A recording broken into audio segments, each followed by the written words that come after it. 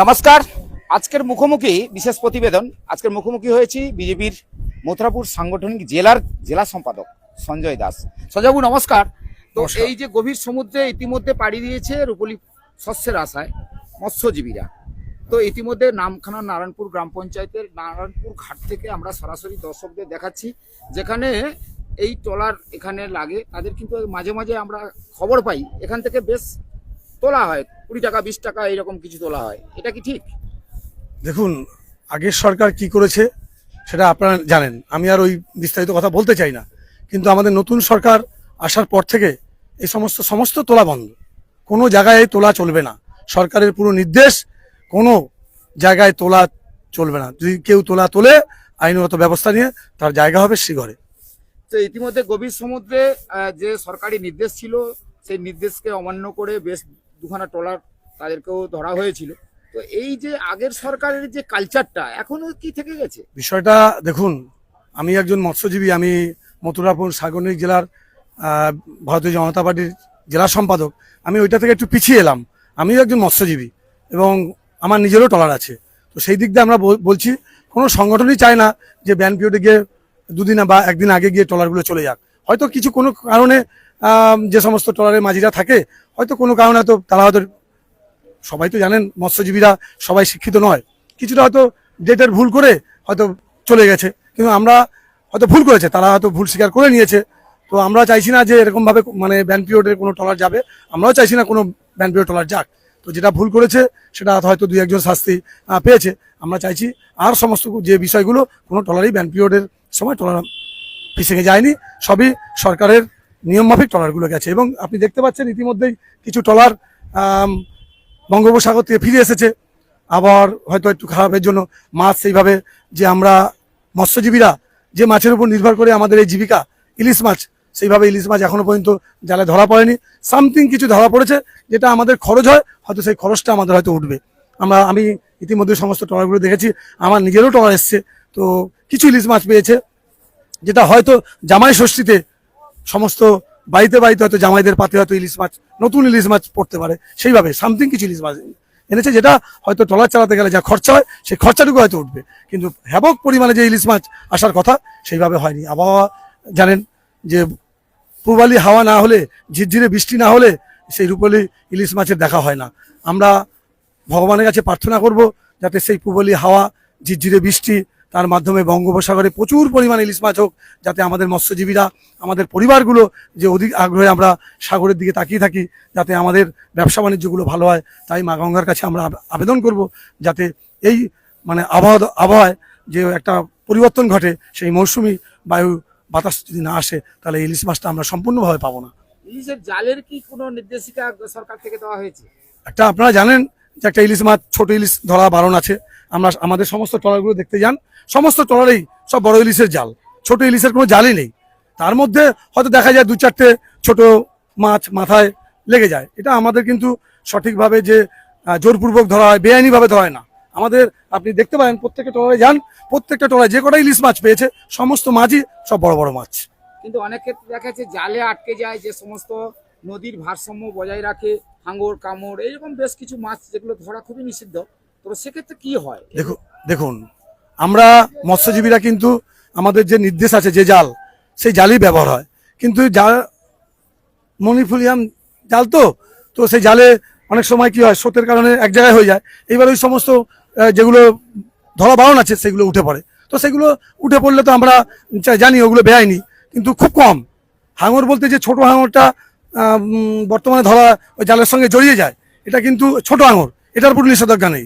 নিষেধাজ্ঞা আছে বড় বড় যেটা বলে ইলসা কামট, সেই সমস্ত জালে, সেই সমস্ত প্রজাতির মাছ আমাদের জালে ধরা পড়ে না। আপনি প্রত্যেকটা ট্রলারে গিয়ে উঠে দেখতে পারেন, কোনো ওই সমস্ত মাছ আমাদের এই সমস্ত ফাঁসে ধরা পড়ে না।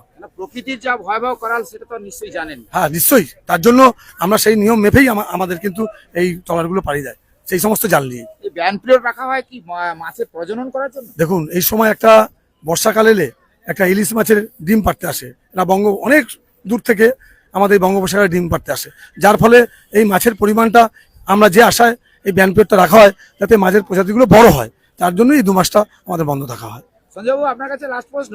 মৎস্যজীবীরা যখন বাড়িতে ছিলেন তৎকালীন সরকার একটা কথা দিয়েছিল যে যারা মৎস্যজীবী তাদের জন্য 5,000 টাকা করে বরাদ্দ করা হবে এবং সেই টাকা তারা পাবে বাড়িতে বসে। কিন্তু এই টাকা আজও পর্যন্ত কেউ পায়নি, অনেকেই অভিযোগ করেছে। কি বলবেন আপনি? আচ্ছা, কি সরকারটা চলেছে, কোন সরকার চলেছে সেটা আপনারা সাংবাদিক আশা করি আপনারা ভালো করেই জানেন। বিষয়টা দেখুন, ওই তৃণমূল সরকারটা যে চলেছিল পুরো ভাওতা, এরা শুধু খেলা মেলা আর নিজেদের বান্ধবীদের নিয়েই ব্যস্ত ছিলেন, সেটা আপনারা তো দেখেছেন।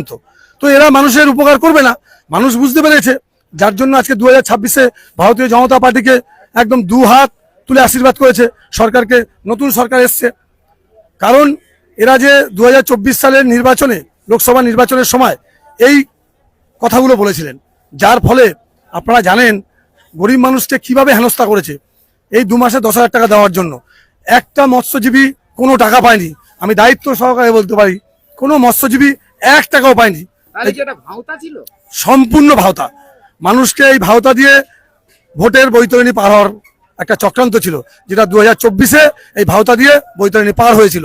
কিন্তু 2026-এ সেই ভাওতায় মানুষ কর্ণপাত করেনি, যার জন্যই কিন্তু সরকার পরিবর্তন হয়েছে।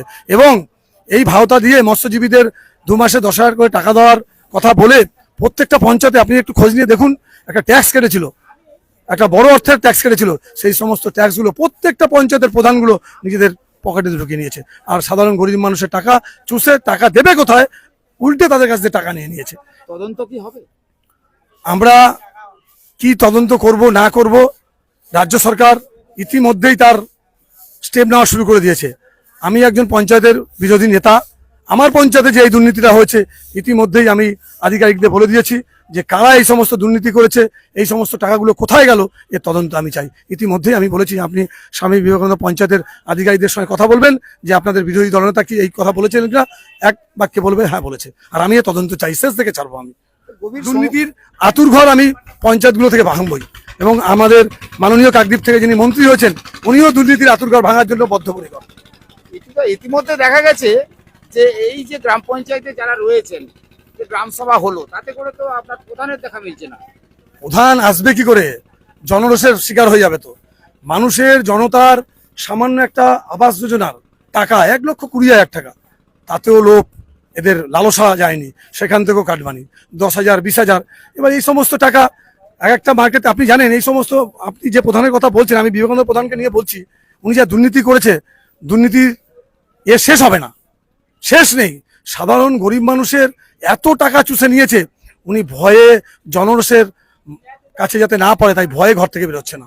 আমরা তো বলছি উনি আসুক পঞ্চায়েতে, আসছে না, জনরোষের মধ্যে পড়ে যাবে। উনি নিজে পদত্যাগ করছে না, পঞ্চায়েতকে অচল অবস্থা করে গেছে। এর বিহিত ব্যবস্থা আমরা করবই। পঞ্চায়েত মানুষকে পরিষেবা দিতে হবে। উনি আসবেন না, পঞ্চায়েতের পদ ধরে থাকবেন, প্রধান ধরে থাকবেন, এটা চলা যায় না। আইন মাফিক আমরা ব্যবস্থা নেব। বিডিও এসডিকে জানিয়েছি, প্রত্যেকটা পঞ্চায়েতে, যে সমস্ত পঞ্চায়েতের 13টা গ্রাম পঞ্চায়েতে আপনাদের প্রধানরা তারা সেইভাবে দুর্নীতি করেনি, চাপে হয়তো অনেক করেছে, আপনারা সবই জানেন। তৃণমূল কিছু মানে তাদের পোষা বসিয়ে রেখেছে, নামমাত্রা প্রধান, কিন্তু তাদের কোনো কাজ করতে দেয়নি। কিন্তু পঞ্চায়েত অসৎ হলে জনসাধারণের তো কাজে বিঘ্ন হবে। আমরা তো ইতিমধ্যে বিডিও এসডিওকে জানিয়েছি যে সমস্ত পঞ্চায়েতগুলো প্রধান আসছে না, দুর্নীতিগ্রস্ত মানে প্রধান, এরা আসতে পারবে না। আমি জোর গলায় বলেছি, এই সমস্ত দুর্নীতিগ্রস্ত প্রধানরা পঞ্চায়েতে কোনোদিন আর আসতে পারবে না। ওনাদের জায়গা ইতিমধ্যে রেডি হচ্ছে, সমস্ত জায়গায় আমরা অভিযোগ জানিয়েছি। ওনাদের একটাই জায়গা হবে, ঘর থেকে জেল যাত্রা। এর জন্য ওনারা প্রস্তুত হয়ে থাকুন। ধন্যবাদ আপনাকে। এতক্ষণ আপনার দর্শক যারা দেখছেন, লাইভটা করলাম। সঞ্জয়বাবু, আপনার যদি পুরো ডেজিনেশনটা একটু বলেন। আমি ভারতীয় জনতা পার্টির মথুরাপুর সাংগঠনিক জেলার জেলা সম্পাদক সঞ্জয় দাস। তো সঞ্জয় বাবুর সঙ্গে কথা হলো, কারণ আপনারা দর্শক যারা দেখছেন বুঝতেই পারছেন যে মৎস্যজীবীদের যে গভীর সমুদ্রে যখন পাড়ি দিতে হয়, আর যখন মরশুমের প্রথমে তারা পৌঁছে যায় সেই গভীর সমুদ্রে, আর গভীর সমুদ্রে গিয়ে যখন রূপলী শস্যের খোঁজ না পায়, তাদের মনটা তো একটু ভারাক্রান্ত হয়। কারণ সামনেই যেহেতু জামাই ষষ্ঠী, আর সেই জামাই ষষ্ঠীর আগে সঞ্জয়বাবুর কথা অনুযায়ী যদি একটু মাছ হয়, তাহলে হয়তো দেখা যাবে এই মৎস্যজীবীদের মুখে একটা মুচকি হাসি হতে পারে।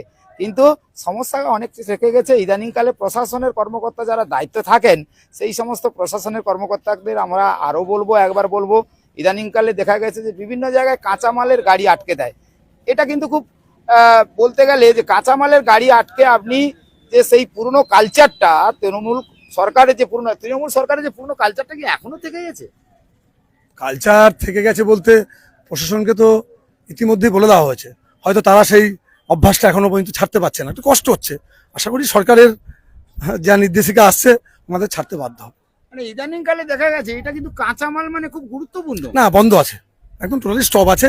হয়তো কিছু নাম ভাঙিয়ে কিছু করতে চাইছে, পারবে না, এগুলো করতে পারবে না। সরকার তো পরিষ্কার বলে দিয়েছে কোনো দুর্নীতির সঙ্গে আপোষ করা যাবে না। একদম নয়, দুর্নীতিগ্রস্ত সঙ্গে যারা আপোষ করবে তাদেরও সেই সমস্ত জায়গায় কঠোর, তাদের বিরুদ্ধে শাস্তি নেওয়া সে আধিকারিক হতে ব্যবস্থা পারে, নেওয়া যেই হতে পারে। একদম প্রশাসনিক লেভেল হোক আর রাজনৈতিক নেতা হোক, যে জড়িত থাকবে তাকেই কঠোর ব্যবস্থা নেওয়া হবে। ধন্যবাদ। অর্থাৎ বুঝতেই পারলেন যে উনি একদম পরিষ্কার বুঝিয়ে দিলেন যে কোনো রকমে কোনো দুর্নীতির সঙ্গে আপোষ করা যাবে না। কারণ এই যে তৎকালীন সরকারের কথাই ছিল একটা, যে তৎকালীন সরকারের সেই গড়া থেকে, আমি তো প্রথমে আপনাদেরকে ভিডিও হয়তো এটা বলিনি, এখন বলছি যে প্রথম থেকে সেই যে তৎকালীন সরকারের, তৃণমূল সরকারের ছোট বড় মাঝারি Admission open for Cambridge English and Spoken English Development course, classes 5 to 8. Get 20% off. Call now. আপনি যদি গ্রামে গ্রামে ঘুরে আসেন না, বুথ লেভেলে যদি দেখে আসেন না, তো আমরা গতকাল একটা জায়গায় গেছিলাম, সেখানে এক কৃষক পান চাষ করেন, তাকে লোন দেবে বলে তার কাছ থেকে, তাকে লোন তো দেওয়া নেই, তার থেকে টাকা তুলে নিয়েছে। অর্থাৎ একটা রাস্তা হবে বলে সেই রাস্তাটাই করেনি, কিন্তু টাকা তুলে খেয়ে ফেলেছে। তো এই যদি হয়, আপনি গ্রামে গ্রামে গিয়ে ঢুকে পড়ুন, সেই জনসাধারণ মানে গ্রামের মানুষ, তারা একটা প্ল্যাটফর্ম খুঁজছে, সে সোশ্যাল মিডিয়া হোক বা সমাজ মাধ্যম হোক বা সংবাদ মাধ্যম হোক, যেই গিয়ে পৌঁছাচ্ছে, তারা বলতে চাইছে যে এত দুর্নীতি হয়েছে, আমরা কোথায় অভিযোগ করব।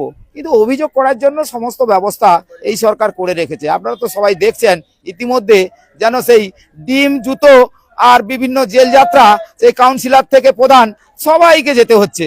তার মানে দুর্নীতি মুক্ত যে সরকার গঠন হবে, এটা কিন্তু অনেক আগেই সরকার যখনই হয়েছে, এই সরকার অর্থাৎ ডবল ইঞ্জিন সরকার পরিষ্কার করে বলে দিয়েছিলেন। তবে যাই হোক, মৎস্যজীবীদের মুখে হাসি ফুটুক, এবং তৎকালীন সরকার যেহেতু কথা দিয়েছিল বাড়িতে যখন থাকবে মৎস্যজীবীরা তাদেরকে 5-10 হাজার টাকা দেবেন, এই যে ভুয়া প্রকল্প, এই ভুয়া প্রকল্প চালিয়ে কিন্তু কাজ কিছু হলো না। মৎস্যজীবীরা সেই যে একেবারে সেই যেমন ছিল তেমনই থেকে গেছে।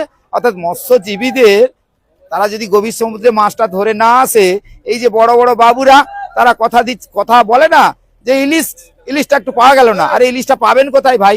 কেন আবার একদিক দিয়ে তেলের দামও বেড়েছে। সব মিলিয়ে হাতানিয়া দোয়ানিয়ার এই জায়গায় এসে আমরা কিছুটা দেখাতে পারলাম। এই যে নদীর জল যেমন বেড়েছে, বরফ তোলা হচ্ছে, এরা যাবে আবার সেই গভীর সমুদ্রে পাড়ি দেবে, যেখানে ইলিশের খোঁজে। অর্থাৎ শুধু ইলিশ পড়ে না, তার সঙ্গে বিভিন্ন মাছ এলে হরজাই দিয়ে কোনো রকমে মৎস্যজীবীরা তাদের জীবন জীবিকা নির্বাহ করে থাকে। তবে যাই হোক না কেন, এই যে এতক্ষণ আপনাদের সঙ্গে একটা সরাসরি লাইভ করার কারণ, যে যিনি দায়িত্বে ছিলেন তিনি অনেকগুলি কথা বলেছেন, আর দুর্নীতির সঙ্গে কোনো রকম আপোষ করা যাবে না। এটা কিন্তু আগামী দিনে যারা দুর্নীতি করে থাকেন তাদের মাথায় কিন্তু অবশ্যই করে এইগুলো ঠিকঠাক রাখতে হবে, না হলে আগামী দিনে আপনাদের জন্য শ্রীঘর, এটা কিন্তু বলার অপেক্ষা রাখে না। সবাই ভালো থাকবেন। ভিডিওটা কেমন লাগলো লাইক কমেন্ট শেয়ার করে অবশ্যই জানাবেন।